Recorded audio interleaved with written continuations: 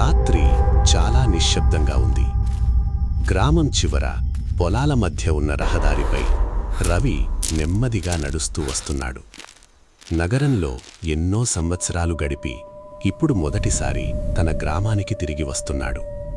చల్లని గాలి మెల్లగా వీచుతోంది. దూరంలో కుక్కలు మురుగుతున్న శబ్దం మాత్రమే వినిపిస్తోంది. బస్టాండ్ దగ్గర ఒక వృద్ధుడు అతన్ని చూసి నెమ్మదిగా అన్నాడు, "నీ అమ్మ పొలం దగ్గరకు రాత్రి వెళ్ళక బాబూ. అక్కడ వెలిగే దీపం మంచిది కాదు." రవి స్వల్పంగా నవ్వి ఆ మాటలను పట్టించుకోలేదు. అతనికి ఈ గ్రామం, ఈ మాటలు అన్నీ మూఢనమ్మకాల్లా అనిపించాయి. ఇంటికి వెళ్ళి తలుపు తెరిచాడు. లోపల దుమ్ము, పాత వాసన, నిశ్శబ్దం. గోడపై అమ్మ ఫోటో. అతను ఫోటో ముందు నిలబడి కొద్దిసేపు మౌనంగా చూస్తాడు. అప్పుడే ఒక మూలలో పాత వాయిస్ రికార్డర్ కనిపించింది. దాన్ని చేతిలోకి తీసుకుని ఆన్ చేశాడు. "రా బిడ్డా, నాకు చాలా భయం వేస్తోంది." అమ్మ స్వరం వినిపించగానే రవి చేతులు కంపించాయి. గుండెల్లో ఒక తెలియని బాధ మొదలైంది. అతను ఒక్క క్షణం కూడా ఆగకుండా వెంటనే బయటకు వచ్చి తన పొలం వైపు నడిచాడు. పొలం దగ్గరికి చేరేసరికి అక్కడ ఒక చిన్న నూనె దీపం వెలుగుతోంది. గాలి బలంగా వీచుతున్నా ఆ దీపం మాత్రం ఆరడం లేదు. పంటలు గాలికి కదులుతున్న శబ్దం భయంకరంగా వినిపిస్తోంది.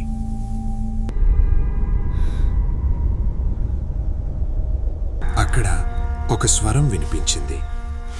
"రవి, రా బిడ్డా." అది అతని అమ్మ స్వరం. రవి గుండె బలంగా కొట్టుకుంది. తన ముందున్న నేలపై రక్తపు పాదముద్రలు కనిపించాయి. ఆ ముద్రలు ఒక పాత గుడిసె వరకు తీసుకెళ్లాయి. గుడిసెలోకి అడుగుపెట్టగానే చీకటి, చల్లని గాలి, ఒక మూలలో పాత మంచం, దానిమీద చిరిగిన చీర, పక్కనే ఎండిపోయిన అన్నం పాత్ర. అప్పుడే అతని వెనక ఒక చల్లని శ్వాస అనిపించింది. రవి నెమ్మదిగా తిరిగి చూశాడు. అక్కడ అమ్మ నిలబడి ఉంది. కానీ అది అతను గుర్తించిన అమ్మ కాదు. ఆమె కళ్ళు ఎర్రగా ఉన్నాయి. ముఖం పగిలినట్టుగా ఉంది. శరీరం నేలను తాకకుండా గాల్లో తేల్తోంది. కాని ఆమె చూపులో మాత్రం అదే తల్లి ప్రేమ. "నువ్వు నన్నెందుకు వదిలేశావు రవి?" ఆమె స్వరం బాధతో నిండిపోయింది. రవి కాళ్ళు వణికిపోయాయి. అతని మైండ్లో ఫ్లాష్ బ్యాక్లు మొదలయ్యాయి. అమ్మ పొలంలో పనిచేయడం, అతను నగరానికి వెళ్ళిపోవడం, అమ్మ ఫోన్ కాల్స్ను ఇగ్నోర్ చేయడం. "నేను చనిపోయింది ఒక్క రోజులో కాదు బిడ్డా. నీకోసం ఎదురుచూస్తూ ప్రతిరోజు కొంచెం కొంచెంగా చచ్చాను." ఆ మాటలు వినగానే రవి నేలపై కూర్చుని బిగ్గరగా ఏడ్చాడు. "అమ్మా, నన్ను క్షమించు."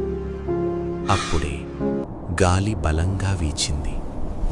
పొలం మొత్తం ఎర్రగా కనిపించింది. పంటలు రక్తంలా కదిలాయి. అమ్మ నెమ్మదిగా అతని దగ్గరకు వచ్చింది. తన చెయ్యితో అతని తల నిమిరింది. ఆ స్పర్శలో గయమ ఉంది, కాని చలి కూడా ఉంది. ఒక్కసారిగా ఆమె చేతులు ఎముకలుగా మారాయి. ముఖం మరింత భయంకరంగా మారింది. "ఇప్పుడు నాతోనే ఉంటావు అంతే." పొలం నేల ఒక్కసారిగా చీలిపోయింది. రవి లోపల పడిపోయాడు. అతని కేకలు చీకటిలో కలిసిపోయాయి. ఉదయం గ్రామస్తులు పొలం దగ్గరకు వచ్చారు.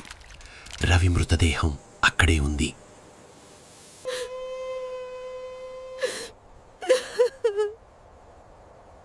అయినా ఆ చిన్న దీపం ఇంకా వెలుగుతూనే ఉంది. గుడిసె గోడపై రక్తంతో ఒక వాక్యం రాసి ఉంది: తల్లి ప్రేమను ఆలస్యంగా గుర్తించొద్దు.